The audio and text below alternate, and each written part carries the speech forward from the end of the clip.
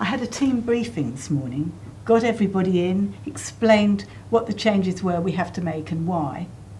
Actually, apart from a few directives from on high, how we make the changes is largely up to us. Potentially, we have the opportunity to change things for the better. We've got fewer people doing the same type of work, but in bigger teams, so the scale of the operation has expanded. Now, I know people are going to feel insecure in all sorts of ways, and that means some are going to batten down the hatches, and others are going to be militant in their own way. But they all have their strengths, and I've got to make sure they're headed in the right direction. A little bit of juggling, a bit of gentle refereeing, a bit of risk-taking. So, I've Googled change models. Actually, they all make sense, so I've plundered the best bits and cobbled together my own strategy. Even I'm out of my comfort zone on this one, but I know it's up to me. So, 1, give them the information they need, not in dribs and drabs, but as much as I can and at the right time. Number 2, make sure that everybody participates in the changes. With some, that's going to be quite difficult. And number 3, I've got to be enthusiastic, because if I'm not, how can I expect anyone else to be? So, at the meeting we had this morning, we discussed the urgent need for change and what the end result could be. I had to do a bit of a sales job on that one because that's non-negotiable. Then I asked them what their priorities were to achieve, and we thought about some of the possible disasters. But we didn't spend much time on that one. We had a bit of a laugh about some and were suitably serious about others. So now I'm seeing each person on their own. First up is Nancy. She's one of my change agents. You'll see. So Nancy, what sort of behaviours are we going to need from people if these changes are going to be good ones? See what I mean? Any other sort of behaviours in mind, Nancy? Teamwork, good communication. I can see I'm going to have to talk this through with her. They're good words, but does she understand what they mean in practice? Still, I'm not going to squash her. She needs a little bit of coaching just to make sure she doesn't trip up and become over-enthusiastic and drive people away. But she's good and she's keen. And if I can give her the lead in a few things, she's going to be an asset. Which leads us nicely on to Elaine. Elaine is what I'd call a traditionalist. Well, we tried that 10 years ago and it didn't work then.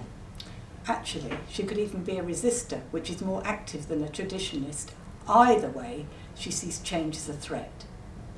So Elaine, is there anything you can think of over the years that we've done, either you or any of the rest of us, that you've thought we could change this for the better? Any ideas? We have too many meetings. Far too many.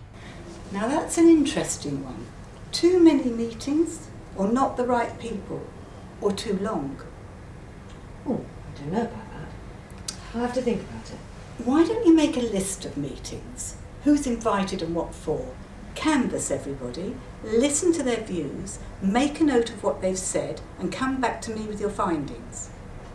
My initial thoughts are short, frequent, and with just the right people. Let me know what you find.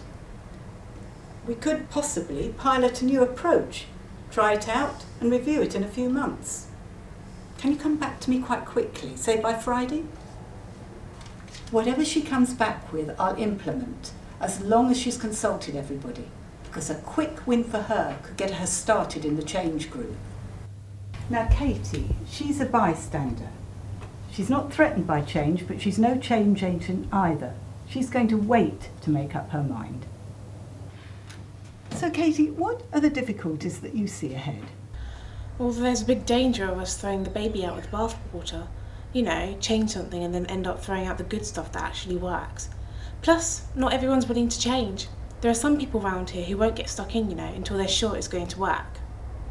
That means she is going to wait and see. You might try the pilot approach here. You can achieve almost anything if you call it a pilot. If it works, no one notices, and if it doesn't, well, at least you've tried. So Katie, I absolutely agree with you. There are certain areas of work that we cannot afford to change. But is there anything you can see that we could change just using a pilot? Set it up properly, let everyone know it's a pilot, and review it after a few months. What do you think? I don't want to put you on the spot, because you're good at separating out ideas. Have a think about what must stay and what could improve. Maybe in your own department, maybe in someone else's, and come back to me with your findings, say by Friday. This could take some doing, but at least I've sown the seeds of a pilot and the idea that we can suck it and see. Who knows, she might come up with something good, if not now, maybe in the future.